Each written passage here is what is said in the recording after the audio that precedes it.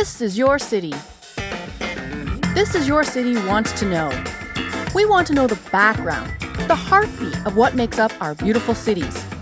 We dig into the backstories, from the struggles to the successes of our local entrepreneurs, small business owners, artists, not-for-profit organizations, and the many, many people who make up the intricate tapestry of our communities.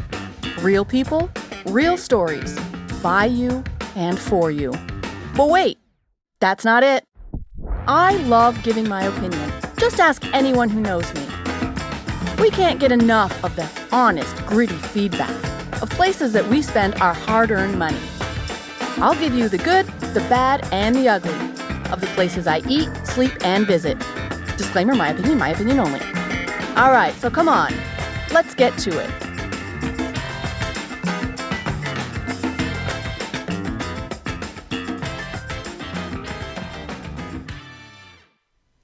Good evening, everyone, and welcome back to another episode of This Is Your City. I am Kim, your host.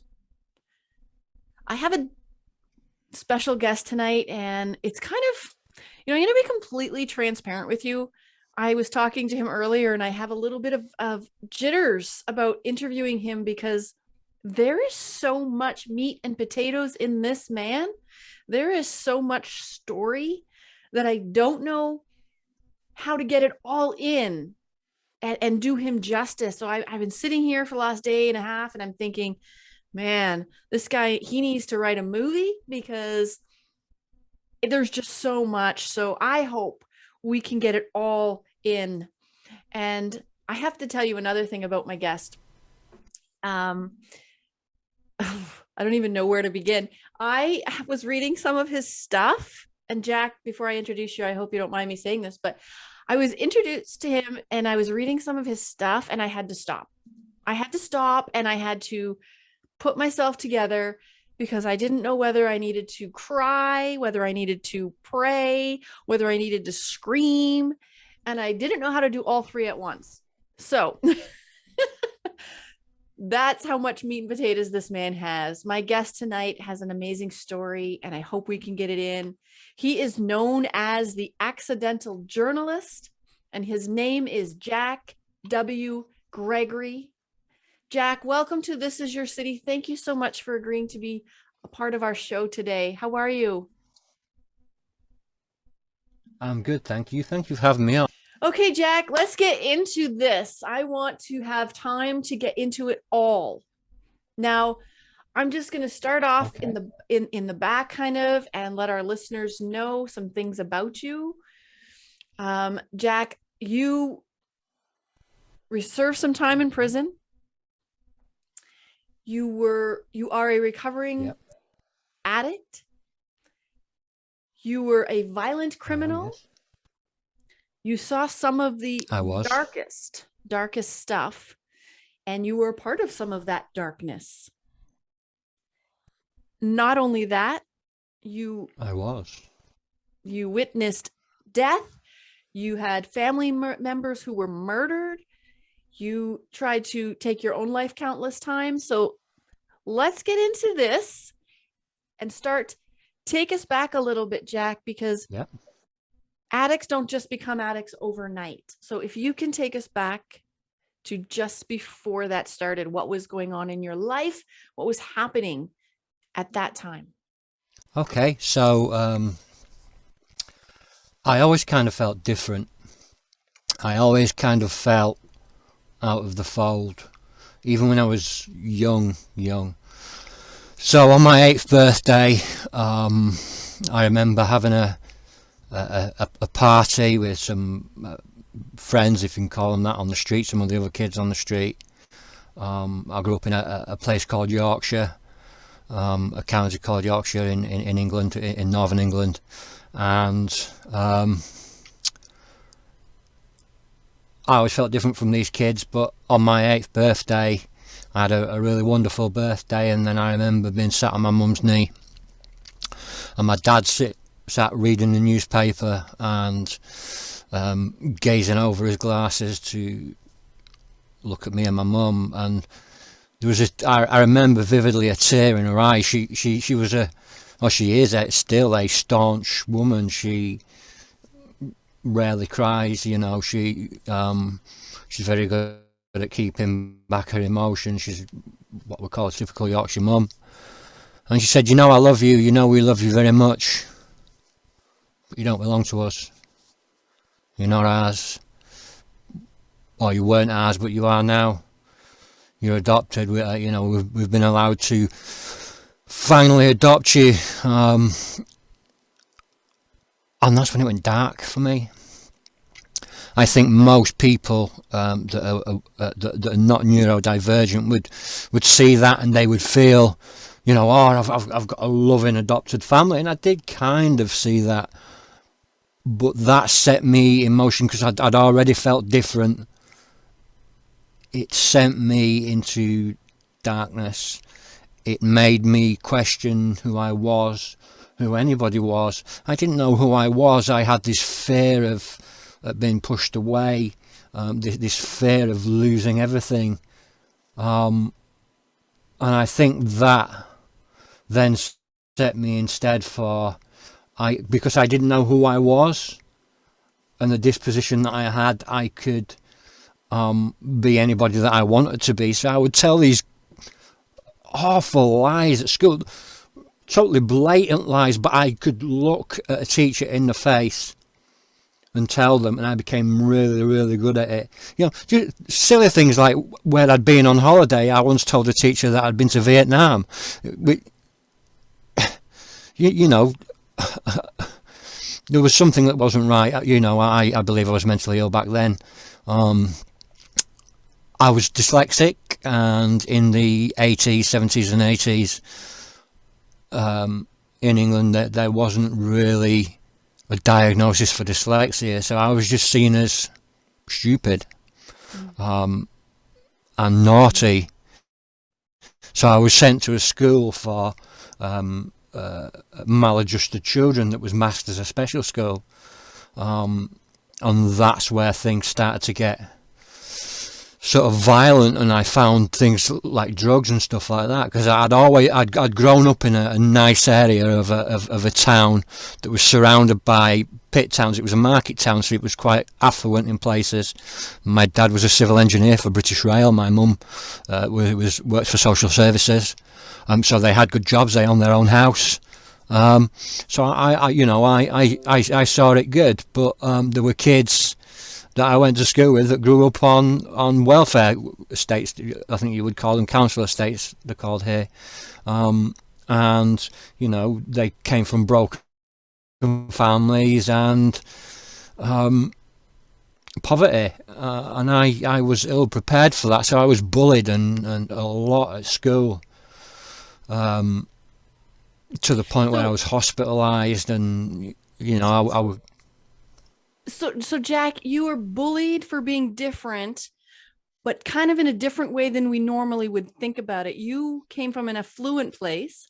Usually it's those who come from poorer backgrounds that get bullied, but you were bullied because you came from affluence.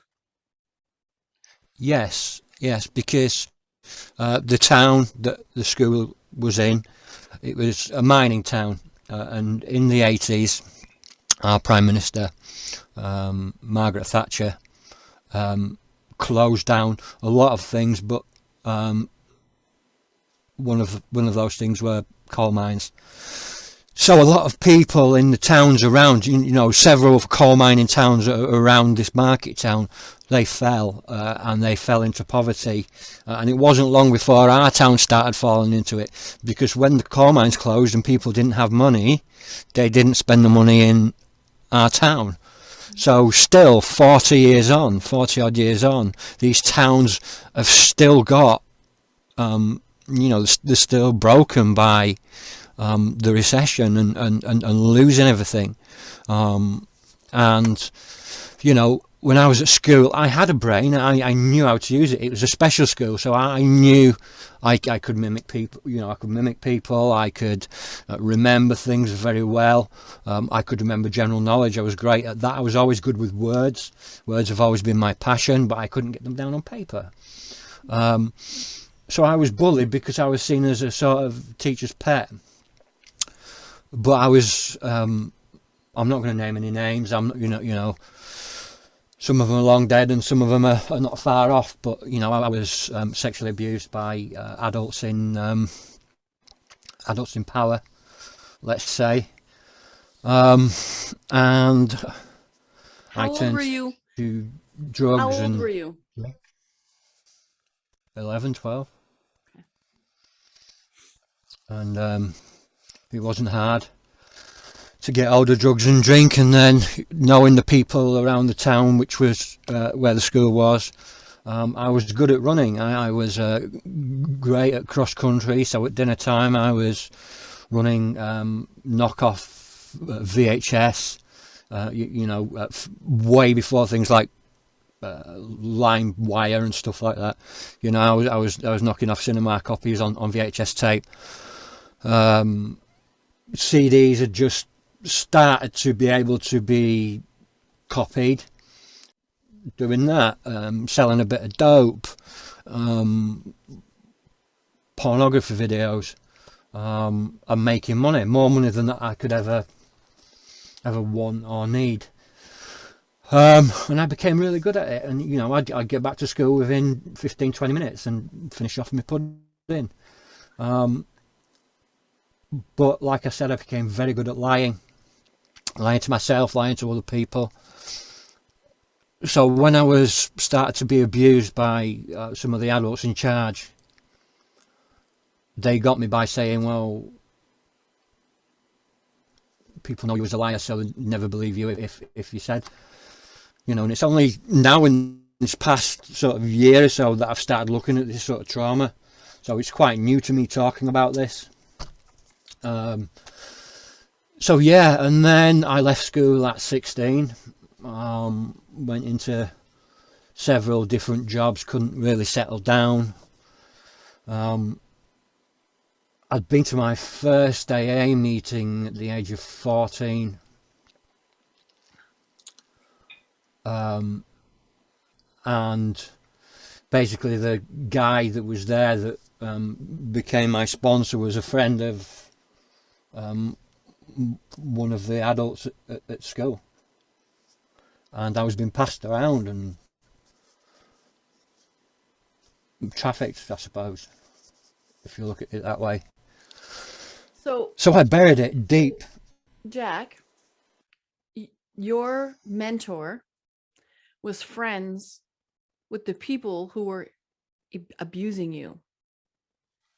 Yeah, and he became one of the people that abused me. And he basically, what you're saying is he sort of molded you and groomed you because he was your mentor, so you trusted him, and Yep. he started sex trafficking you. Yeah, basically. Wow. And I couldn't talk about this. You know, up until recently, I couldn't talk about it. I buried it, and the way that I buried it was through violence, through crime, through pornography, through drugs, through drink. And on and off, I'd intermittently get sober, and then I'd go for a certain time, and then these things, these feelings, these thoughts would come back, and it'd set me off again. So I left home at,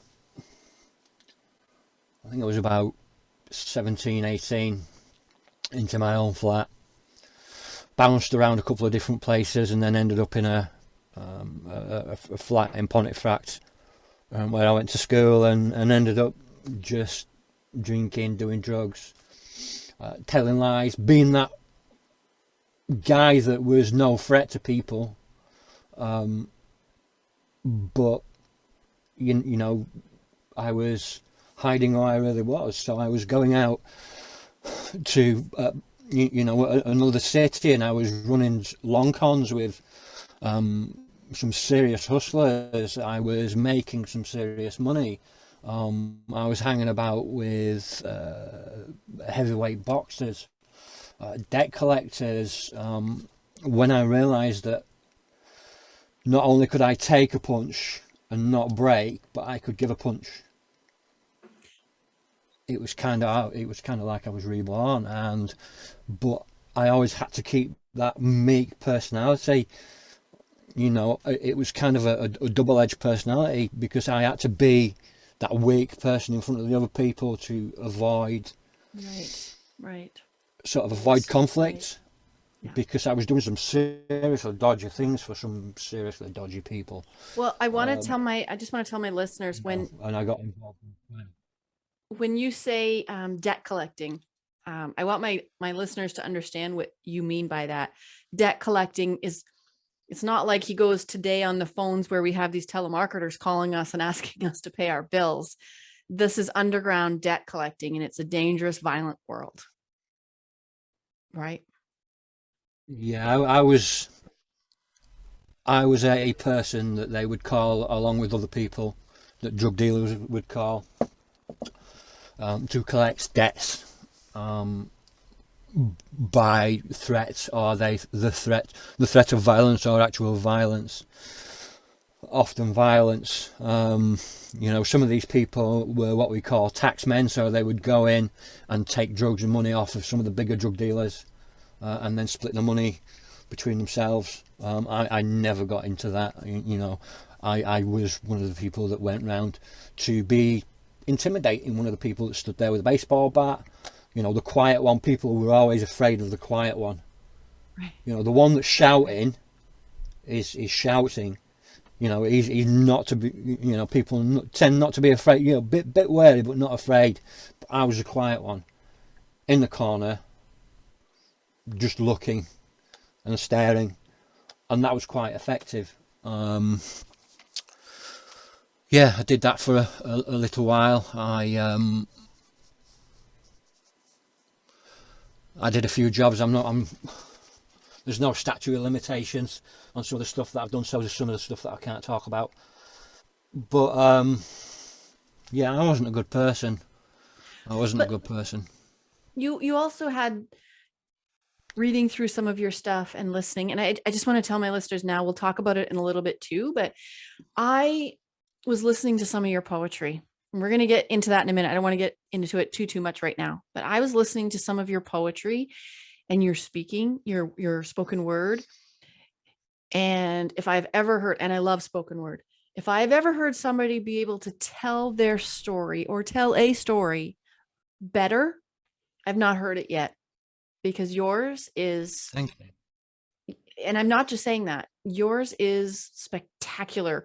And later on, we'll tell people about it, and to tell your story, it's amazing. But so I digress. I apologize, but I want to talk a little bit about some of the stuff that you've talked about in your spoken word. You've had friends, Yep. you know, addicts as well, that you guys, you know, that you've, take us to the time. You know, we can jump around a little bit. It's okay, because your story, Yeah. like I said, it's just so jam packed. Your life, it's like incredible.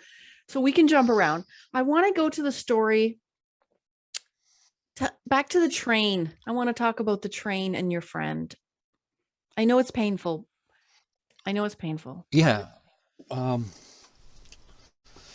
So I had a small flat, and I had this guy, my friend, living on my sofa, and for a while, and we would spend some time together, and we would go and we would do drugs together, and we would drink together, and we would have a good time. You know, we'd spend all night in clubs. We'd go out on a Friday night doing 5.5 ecstasy every night over the weekend, and then go on a massive bender afterwards. Anyway, we'd been on a massive club run, and we'd been to Bradford, which was a few miles out, and we'd been to to one of his family's house, and we spent some time there. And then on the way back, we were going through pretty much my hometown, and there's we call him I don't know what we call him. We call him a level crossing, where the arm comes down. So we stopped, and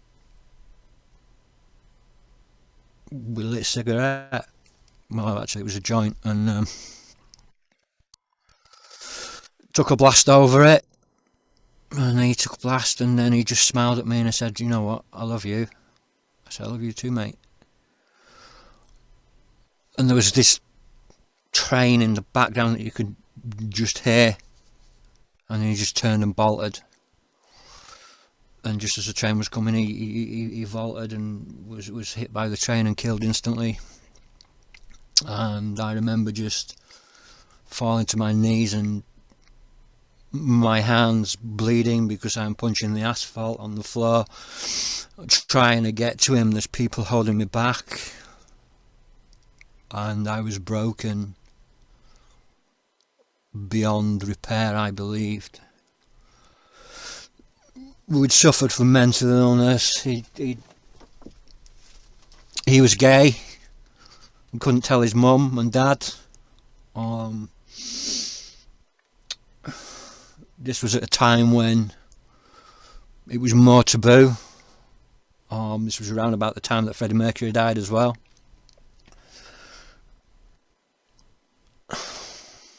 So yeah, it broke me when I lost him. Was this a part in your life where you went deeper into your addictions? Was that a time in your life where so you went deeper? It wasn't something that you thought, oh, I can't do this anymore. You actually went deeper into your addictions. Yeah, there's been times when I've said I can't do this no more, but that I'm at rock bottom, but it wasn't. It's amazing how far you can go. I will say that, but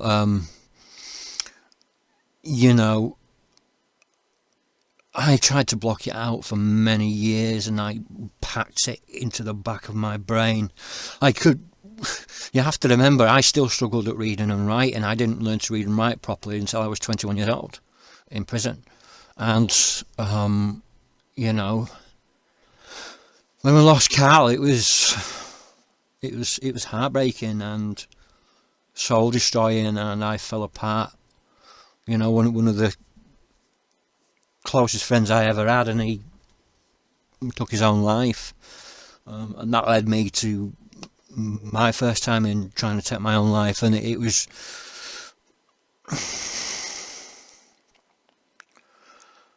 looking back at it now, it's quite surreal, it's quite vivid. I wrote a poem about it called The Junkie, and I couldn't get it down on paper, and I had this mentor. His name was Darren. He lived in one of the flats just above me, and unlike any other mentor that I'd ever had, Darren was pure. He was just a beautiful, beautiful man. He just wanted to get me away from the hurt and pain. He just wanted to get me away from the drugs. He locked me in his bedroom and forced me to go cold turkey, and sat there and cuddled me and sat there and took the abuse that I hurled at him when I was going through withdrawal. He fed me water lovingly. He watched me get clean for that first time, and he was trying to teach me how to read and write. And he would take me to these open mic nights. I've never been really confident in speaking. Doing this has helped me really well with my public speaking. But I was doing performance poetry with some quite well-known names over here, and I'd written the poem, and it won a couple of awards, a couple of local awards, and a lot of the poetry just sat in my mind. And then when I learnt to read and write in prison, properly anyway, I started writing them down. I started cataloguing them. What did you go to prison for, Jack? So,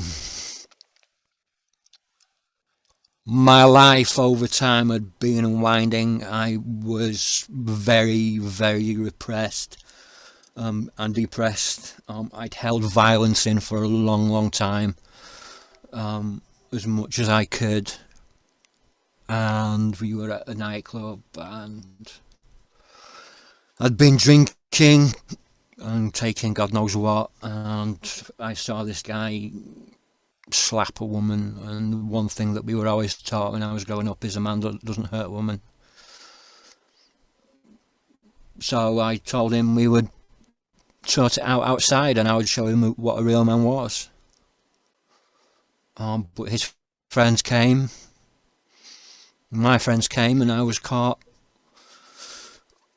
on the CCTV, which was quite rare back then, but on CCTV, 300 yards away from a police station, stamping on his head, kicking him in the head. When the police got there, I'd blacked out, and I was just sat on his chest, punching him. And yeah, And that you put me in jail. I didn't have a good time in jail. No. And that's where you learned how to read and write? Yeah, so I mean, the prisons get so much money for education, and people get in there, and the ones that have got a little bit of an education can go in there, and they get more money for people doing degrees and doctorates. But you know, I had a good cellmate, and he helped me. You know, the first book I ever got was Spot the Dog, and it was seriously Spot the Dog, and you know, sat there, Spot the Dog, this is Spot, you know, and I learnt it. And then we got other books, so you know, by the time I left, I'd read, you know, I'd educated myself. You know, I'd given myself an education. I'd read books. I'd memorised stuff. I'd got into reading. I liked reading. You know, I'm an extremely claustrophobic person, so prison didn't suit me whatsoever, and I swore that I would never go back, and I never have. 18 months I served of a 4-year sentence. And not that I haven't been a bad man since, and not that I haven't broken the law since. You know, I'd be lying if I said, you know, I hadn't. But I always swore I'd never go back to prison. Not willingly, anyway. Well, not that you go to prison willingly, anyway. But I always said I'd never go back, and I've been on the cusp. You know, I've been on the cusp of getting caught.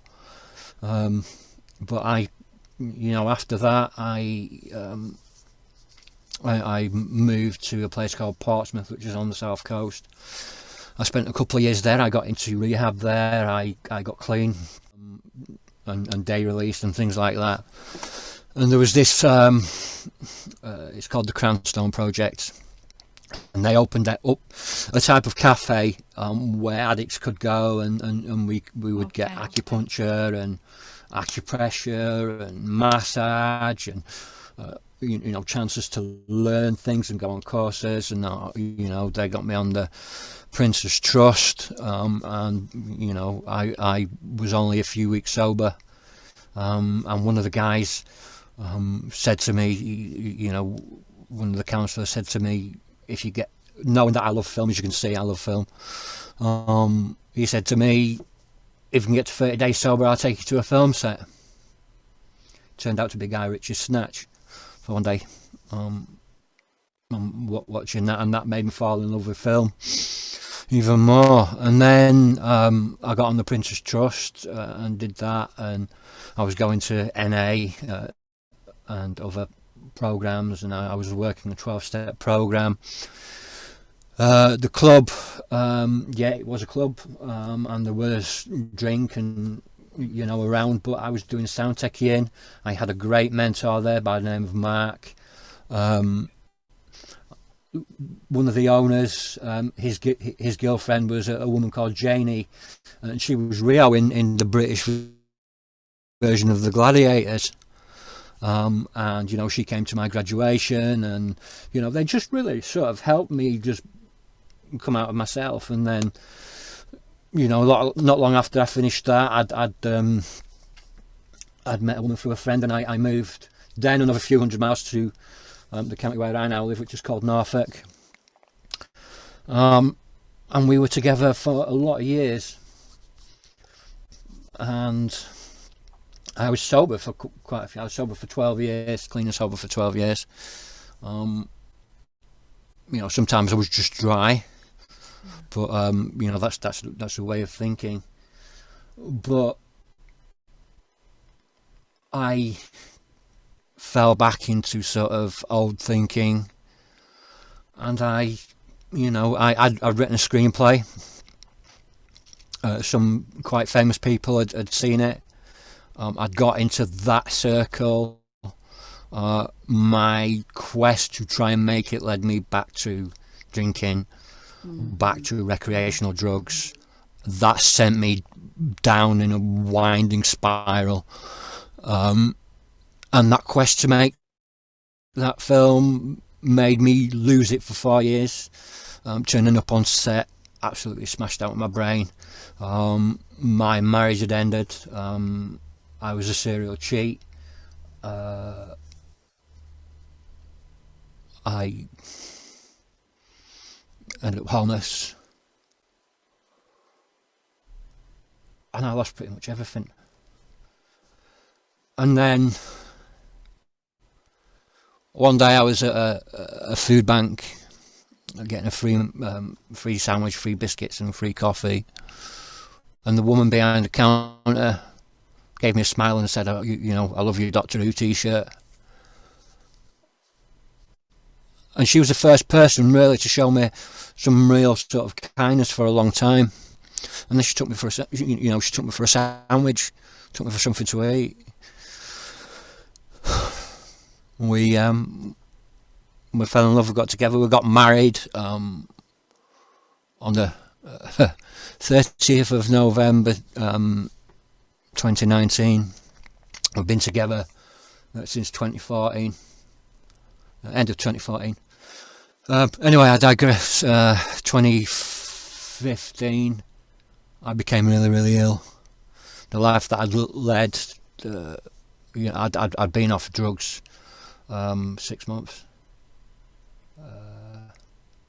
Actually, I should probably tell you the story. I'd lost everything. I thought I'd lost my daughter. I'd tried to punch my way through my ex-wife's solid oak door because she told me that she didn't want me around the house when I was in that sort of frame of mind. She didn't want me around our daughter in that frame of mind. But to me, all I heard was, "You're not allowed to see your daughter." So I lost it and tried. So I ended up getting some treatment for my mental health. I had a massive breakdown. And then when I came out, I came out of it for a little while, and then I was homeless, so sitting in a crack house in the winter, doing drugs is keeping you warm. That's how I saw it. And I sat there, and I'm sat there with a crack pipe, and I'm like, God, do you know what? I don't even know if you exist. I've told people that I believed in you most of my life, but I don't even know if you do, because how can you if I've lived the life that I've lived and lost the people that I've lost? But if there's even an inkling of a small chance that you do, please take away this hunger, take away this thirst for drugs, so I can change my life and so I become a better man. And this was around about 11 p.m. and I passed out, and I woke up at about 4 minutes past 12 on the 27th of June 2014, and I haven't used it since. Really? He took my need for drugs away, and not that I became a good man instantly. So I'm like, oh well, it was still the thinking in my head, because addiction is about the thinking and the way that you think and the way that you feel. So I wasn't doing the drugs, but I was still acting out in certain ways, and I'd got with my partner, now my wife, and February 2015 I'd started feeling quite ill. I'd lost a load of weight, and I ended up, I went to pick my daughter up from her mum's in a city called Norwich, which is about 9 miles away from where I live now. I hadn't been well for a couple of days before. I'd had the shakes, the sweats, the night sweats, the stomach cramps. It felt like cold turkey. It was really quite bad, and I just I developed a cough. I just got quite ill, and I went to pick her up, and I picked her up and walked not even 100 yards, and it was like every single bit of breath went out my body. It was just like a and I had to sit down. I couldn't breathe. I managed to compose myself in front of my daughter. I didn't want her getting scared, and I brought her home. And were you scared? Yeah. Yeah. I'm not gonna lie, yeah, I was bricking it. And then this was a Friday. I felt ill all night. I was shaking that hard. I was making the bed wobble. The Saturday morning, I felt better. I was living on prayer and pills. I'd been going to a church, you know. I thought I'd found God, you know. I certainly knew God existed. That was a fact for me, you know, it was concreted in, but whether he loved me or whether he was just a spoiled kid with a magnifying glass and an ant farm was another thing. And this was, yeah, probably March, and I'd had a bacon sandwich. Managed to get bacon. I hadn't eaten for days. I hadn't been able to eat for days, keep anything down. I'd managed to keep a bacon sandwich down. The paracetamol and painkillers and stuff were working, and then that night about 8 o'clock I started getting ill again. The next morning got no better, and I said to my partner then, I'm going to have to go to the hospital. I'm going to have to take my daughter home, and I'm going to have to go to hospital. I rang my ex-wife and I said, you know, I'm ill, I'm going to have to go to hospital. And she went, well, I'll come and pick you up. I'll take you to the hospital so our daughter can see that you're going to be alright. And I think I got in there about 11:30 in the morning. By 7:30 that night, I was dead. I'd stopped breathing for around about 4 minutes. I ended up with brain damage through hypoxia. I had tuberculosis, pleurisy, type 2 lung failure, double pneumonia. The tablets, the medication that they were giving me for all these were hallucinogenic. And I became convinced that I'd given the world this disease, that everybody around me was dying and being replaced by robots. God was so angry, he just decided to end the world, and I was going to be the last one to watch it fade away. And there were a few weeks where I was just lost. So lost. There were people from my church praying beside my bed. I was swearing at them, spitting at them, shouting at them, punching at them. But they would tell me that they loved me. They would sit there and they would hold my hand. I was seeing things, I was hearing things. People were dropping dead outside my door because they were so hurt by these crimes that I'd done. They were holding a kangaroo court outside the door, you know, what they were going to do to me, how they were going to torture me. And these are things that you were hallucinating. I was seeing, I was hearing. Yeah. Wow. I thought they were poisoning me with my own blood. Wow. I wouldn't eat. I was £80. Wow. I weighed £80. Wow.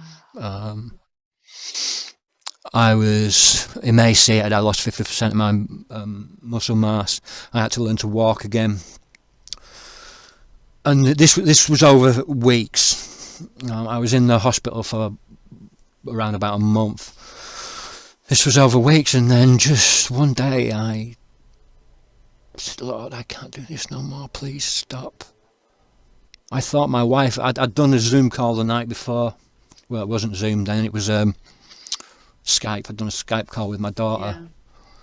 She wasn't very old then, she must have only been about 6 or 7 maybe.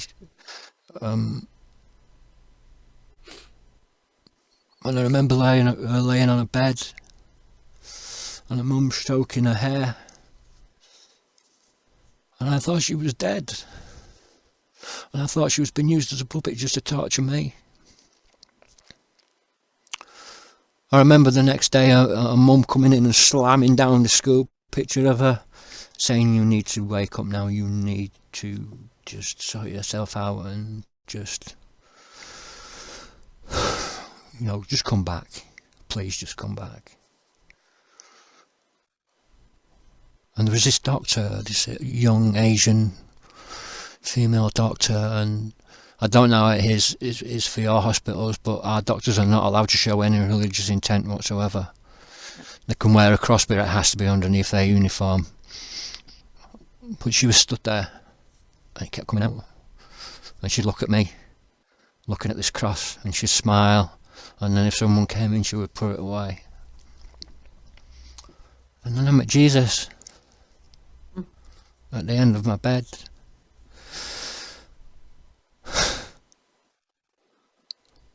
And the fog started to clear. My mind started to clear. I decided to take a wash. I'd had this almighty rash. I'd taken this really adverse reaction to one of the drugs. I had this almighty rash on my chest and on my belly, and it felt like I'd been burned by acid. I started washing it, and it just started falling away.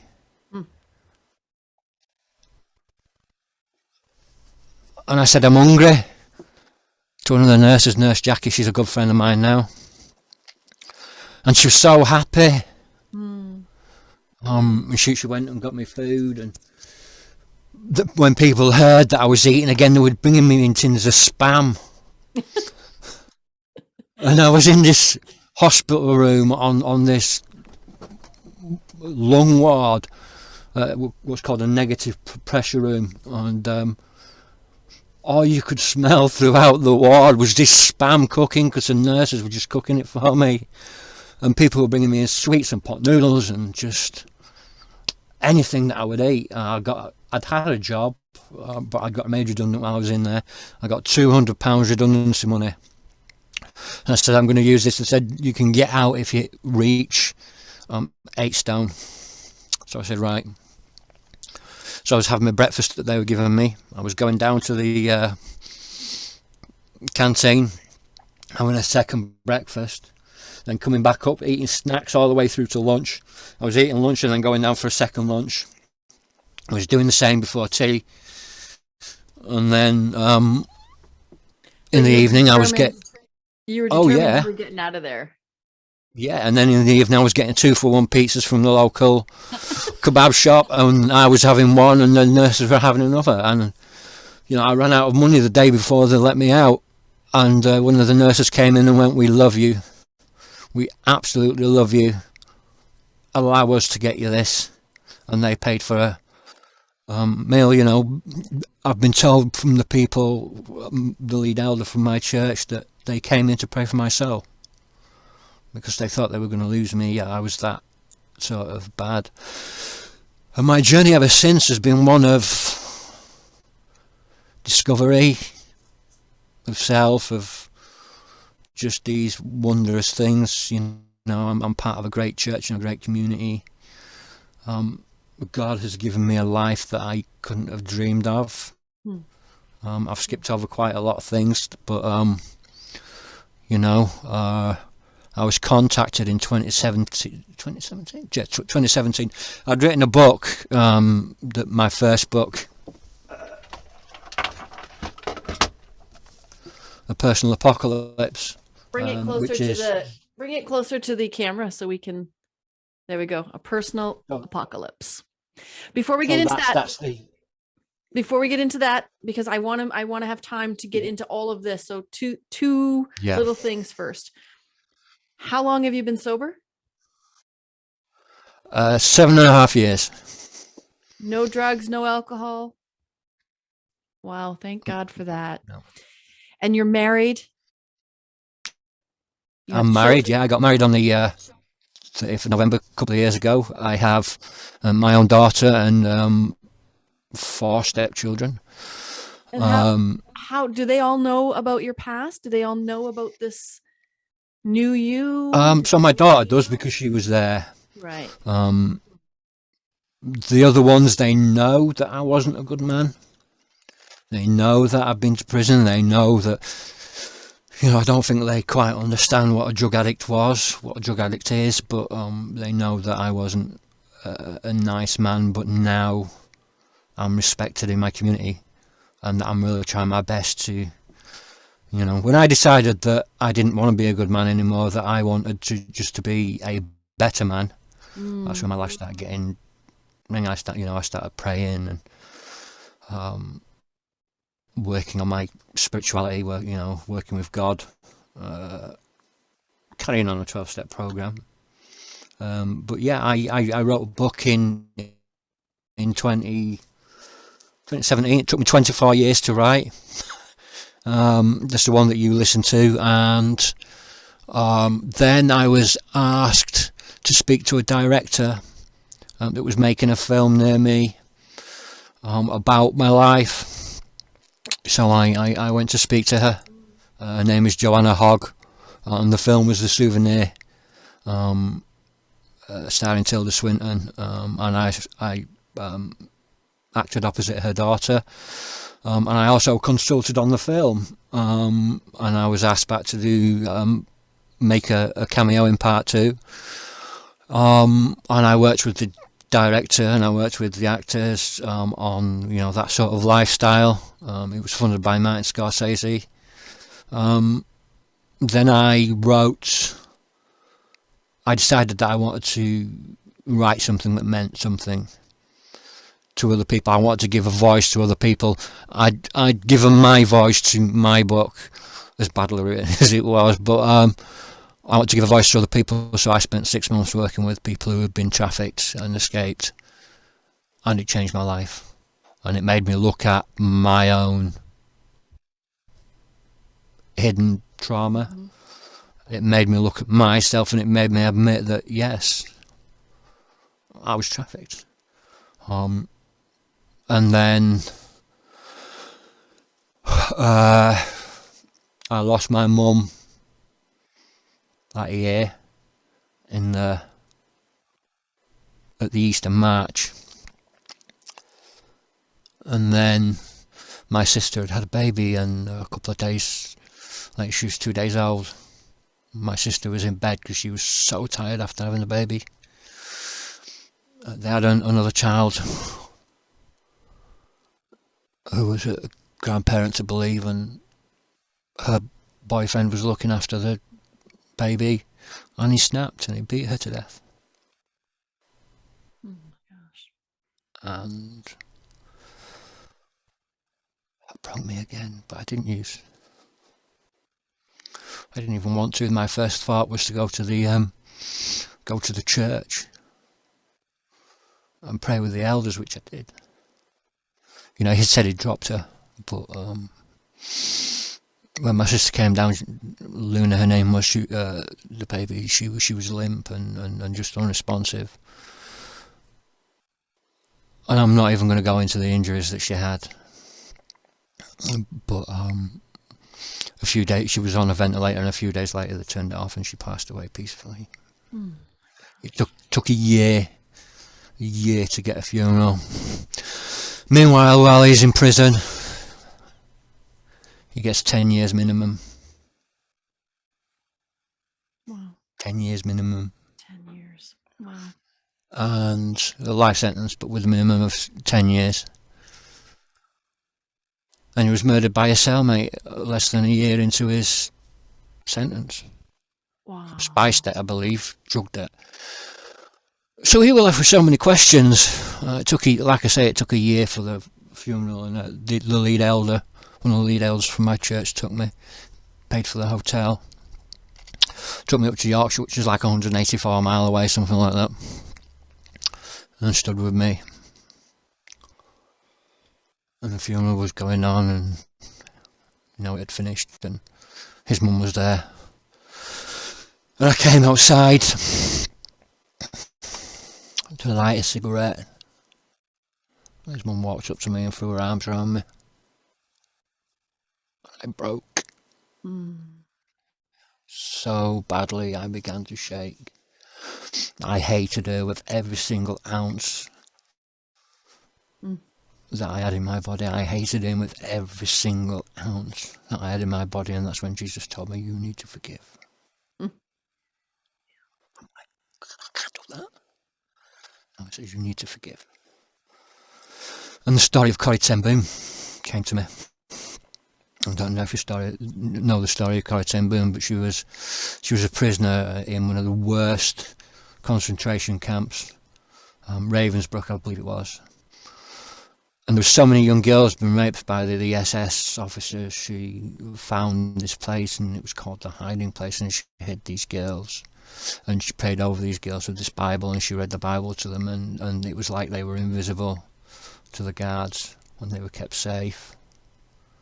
And many, many years later, she was given a talk, not long before her death, and a man came up to her and he said, she recognised him instantly as one of the worst guards that she'd ever met. And he said, I was one of the worst guards at Ravensbrück. He said, I've done some atrocious things, but I found Jesus. Please forgive me. And she thought, no, I can't forgive you. I cannot forgive you. But God can. But Jesus can. And she hugged him. Wow. And forgave him. I know that story. Yeah. And that's what I did. I forgave. Doesn't mean I forgot. It doesn't, as a Christian, I'm commanded to love. Doesn't mean I have to like them. Nope. That's not what love means. Not what that sort of love means, But I have to love them enough not to let them put the power of unforgiveness in my life. Unforgiveness is poison. Unforgiveness is like drinking poison and expecting the other person to die.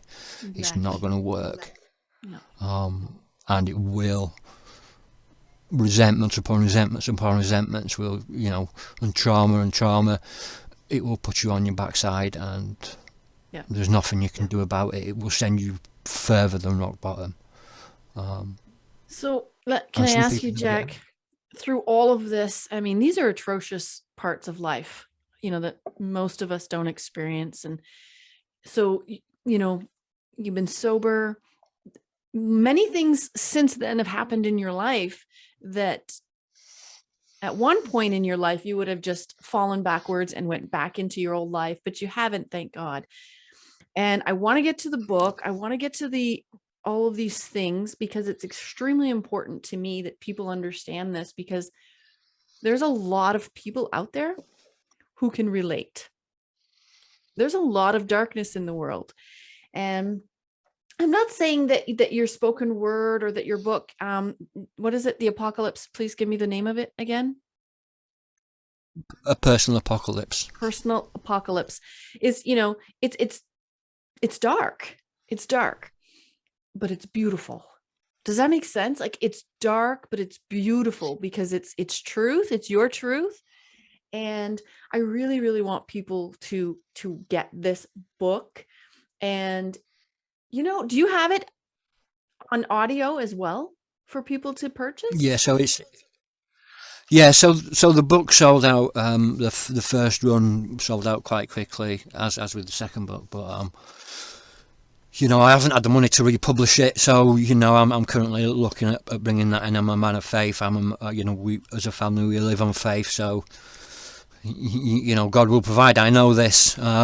But there were a few mistakes that I made with the first book, i.e. not getting a copywriter, somebody to go through it and to read it before it got put out. There's a few mistakes in there. But a friend of mine, Paul Andrew Goldsmith, who does the reading of the book on the audio, which is very, very beautifully.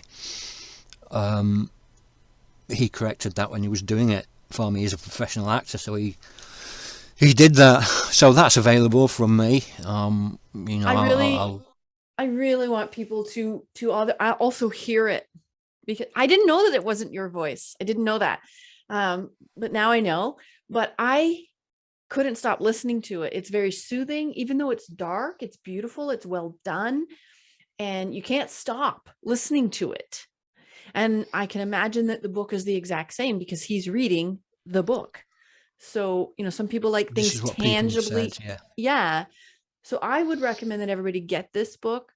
And I want to get into your not being able to fund the second book, like you just mentioned. It does cost a lot of money.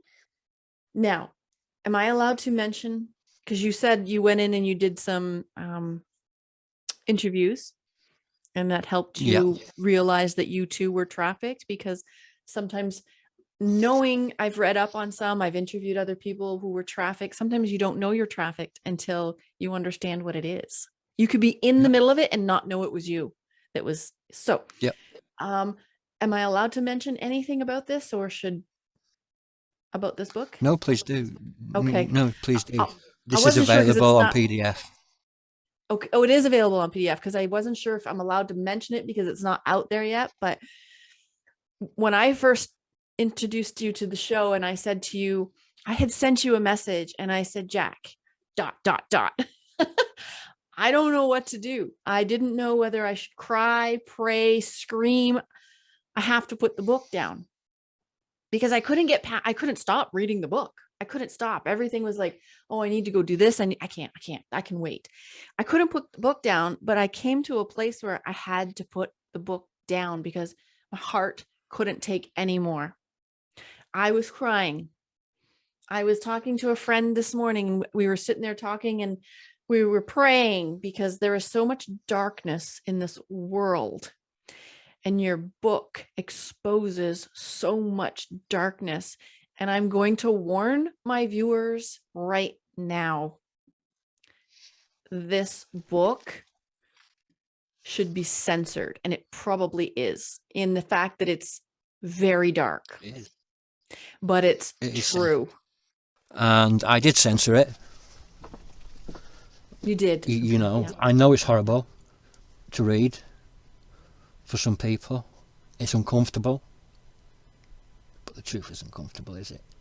The truth, it often isn't nice. You see, these things aren't even in the shadows anymore. They're in our peripheral vision.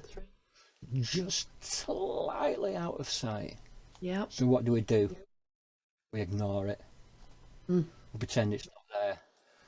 You know, the big issue seller on the street, what do? We put our hand in his pockets to stop the change from jangling, so we don't have to have that uncomfortable conversation.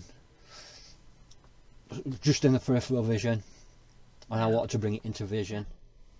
You know, I have friends that have been trafficked on both sides of the Atlantic. The stories, there's no real swearing in it. You know, there's no gore in it. You know, the descriptions aren't even that descriptive of certain acts. But we know, right? You've written them, but we know. You've written it in such a way. Them, yes, you've written it in such a way that you didn't need to add all of that. You didn't need to, because we know, our minds know. And you've written it in a way where, had you have made it more added, it would have just maybe be too much for our brains to handle. You've written it in a way where we can go, we're disgusted, we're in pain, we're feeling, but we know. And I want to tell my listeners that this book, and I'm just thinking about this right now. I know that it's not out yet. It's not on Amazon yet. It's not anywhere yet. PDF form it is, but it's not out there yet, because it takes money. And I don't ask my listeners for money. I've never asked them for money, and I'm not really going to start asking them for money. But what I am going to do is I am going to ask if there's any way. I don't know. Do you have a GoFundMe up yet for this book? No, so I don't have a GoFundMe, but if people would like to see my stuff, if they would like to read Between the Streetlights and Red Lights, which is what the book is called, if they would like to listen to the audio book, if they would like to listen to my spoken word album, I have a file. And for a donation, if you go to facebook.com/JW Greg, that's the Accidental Journalist Facebook page. If you drop me a message on there, I will tell you, I don't know what it is over there, £5. I'm now putting it out for to raise money to bring the second book back to life. It was printed once with my publisher. Now that I've got it back, it was all sold out, and I'm looking at bringing it out again before I bring out the second book, which I've already started. Tell us the title of the book again. You know, the book is called Between the Streetlights and Red Lights: Escaping Human Trafficking, Sexual Slavery and Exploitation. And it's the first. It's basically part one. I started part two yesterday, and I've written 28 pages. Wow! In 2 days. I decided to start with my story. Mm-hmm. I think it's important that you start with your story, because that helps us connect to you, the author. It helps us connect to what you're writing, because you saw some of that world, right? So knowing your story helps us connect with you. And then when you write that book, it helps us go, okay, you know, and even if you didn't experience some of that life, the fact that you have reached out and these people were willing to speak to you and give their story. It's a lot of interviews, right? I'm just going to let my listeners know it's interviews with people who have actually been in this, lived it. Oh, I don't even want to give it away, because I just really want people to know that they need to get this. And so I am going to reiterate to it's people that have been in that life. Yep. It is people that have been in that life that wish to remain on a certain anonymity.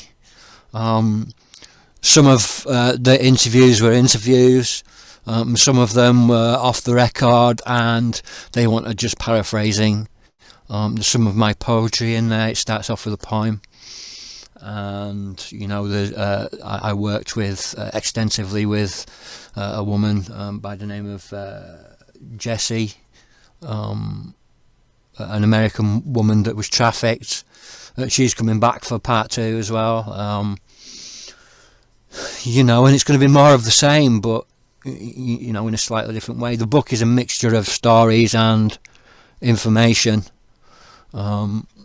which is what I needed to do. I needed to educate people on what to look out for, how to spot if your children are being abused at school, how to spot what, you know, if these things are happening, what to look for, because people don't know. Yeah, it's true. Now, stories, when you say stories, you mean the people are giving you their life stories. So testimony. Their testimony. Yeah. So I want my viewers to just really consider doing a donation of £5. I'll at this moment, I don't know what that is in Canadian or US dollars, but I will put it up on when I do the editing, so that they know, and help support it so that he can get this book out and we can get this information out to the world. I know I've done a few interviews in my life, even before this podcast, with undercover detectives and certain personnel that worked undercover in that lifestyle. And they've told me some of the stories in my own town that I live in now. And let me tell you, my viewers, I was talking to my friend today, and she goes, do you think it happens here? Do you think it happens in Canada? And so that tells me that a lot of people still don't know that this isn't just over in some poor town. This isn't only in the big metropolitan cities. This is happening in your town, in your backyard. And we need to be aware. This is happening in Quebec. This is happening in everybody's backyard. This is happening in Montreal. Yeah. When I say your backyard, I mean my viewers, wherever they are right now. this is happening. It's happening.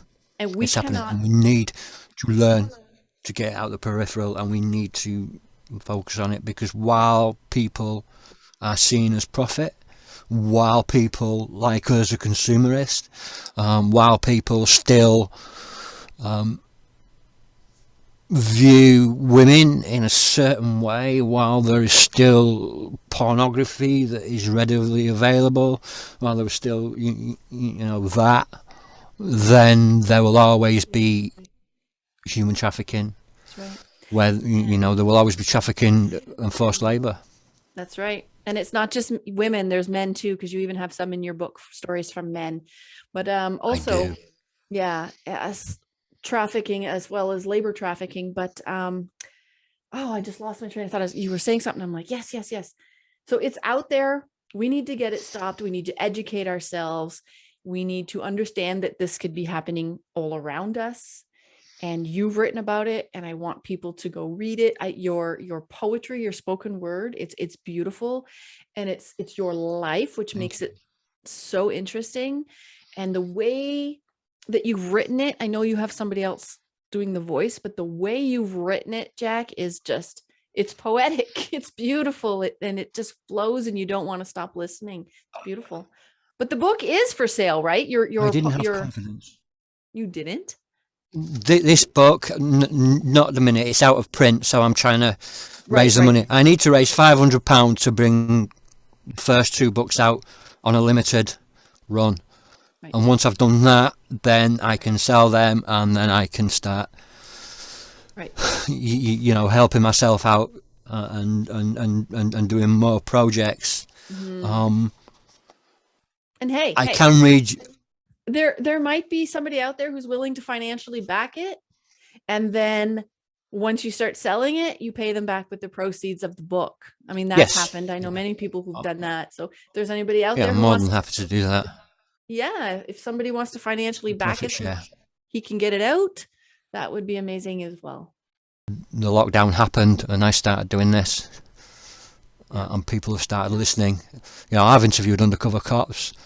I've interviewed people that have been in prison for, killers, terrorists, celebrities, addicts, people that campaign against forced marriage, people who have lost people to murder, and family members to murder, like myself, and I've shared emotion with people, and I've cried, and I've just grown to be this. The accidental I couldn't have done this over a year ago. I became the accidental journalist. I never meant to be a journalist. I always wanted to be an actor or a writer, of some sort. I wanted to write for my own selfish gain. I never want to be a journalist. I wanted to write film, and I accidentally fell into journalism. So if you want me to read one of the poems, I gladly will. Yes. So I'll explain this. My daughter wasn't very old. I was just the breakdown that I told you about, where I tried to punch through my ex-wife's door, and I'd started getting myself a little bit better. I'd met Jo, my wife, by then, and I was just coming out of that sort of madness of the breakdown. Right. And I was living in a flat with a young lad. I was renting a spare room, and my daughter would come to stay at the weekends, but he was heavily into dope, and I got carried away in that lifestyle as well. But I was coming out of this breakdown, and I took her to the park. I think it was a Saturday morning, and she was playing, and I was sat there, and for the first time in a long time, I'd had some clarity, and I was sat there, and I'd been writing my I've been writing my emotions down in an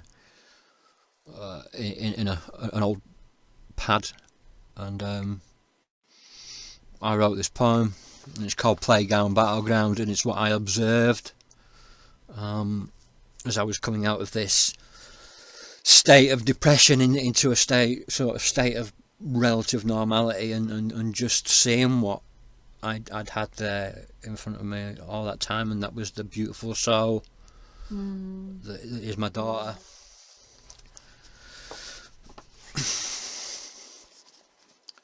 The sun shining, burning brightly on the gentle July afternoon. Heat kisses the back of my neck, yet the slow, soft summer breeze cools the skin on my aging face. And it feels nice. So nice. So there I sit silently, my gaze fixed upon her beauty, and she dances to the playful tune of childhood, skipping and laughing. She, away on her travels, her imagination working overtime, having an adventure in her own personal wonderland. So I wear a look of pride and love upon my face, a look every daughter and father will wear.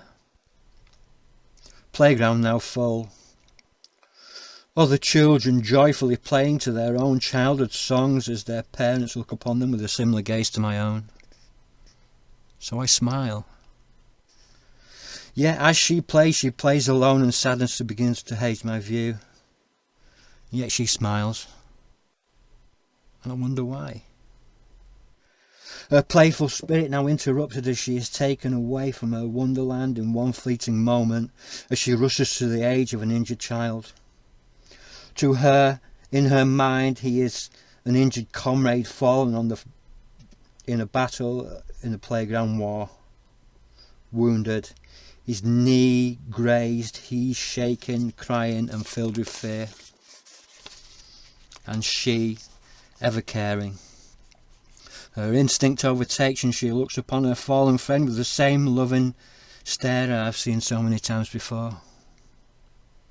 The same loving look she gave her father all too many times before.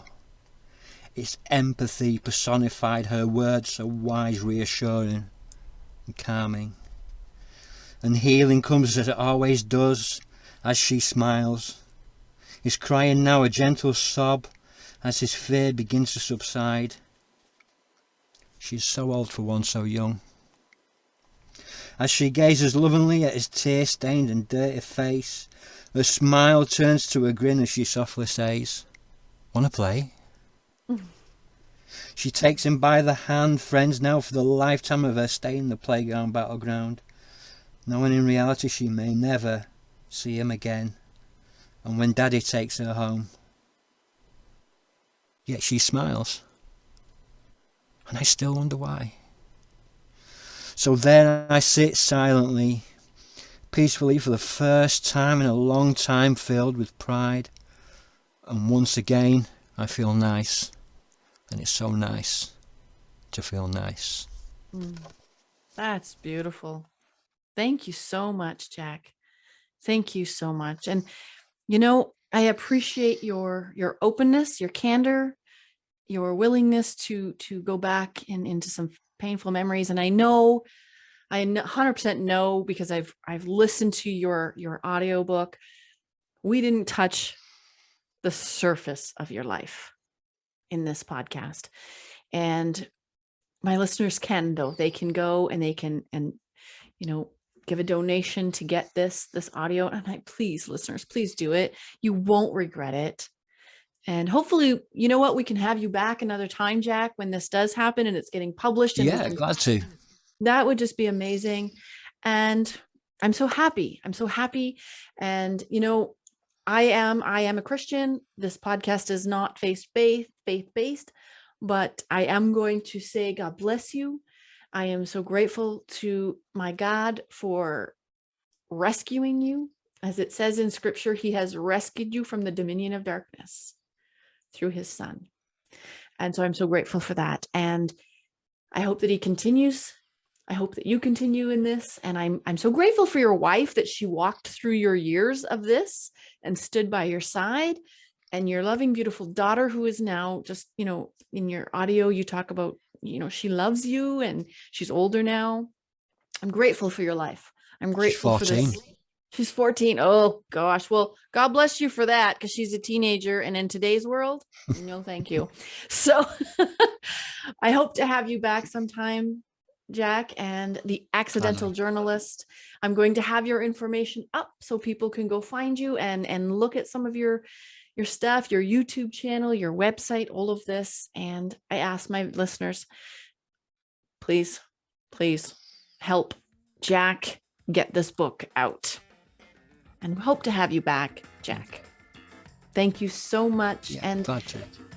And for my listeners, thank you so much for tuning in once again. I appreciate you. As I always say, don't forget to share. Don't forget to subscribe and like, follow, tweet, send a pigeon, whatever it is you have to do. Don't forget to tell everyone that they should be listening to This Is Your City. Stay safe, stay blessed. Ciao. Thank you, Jack.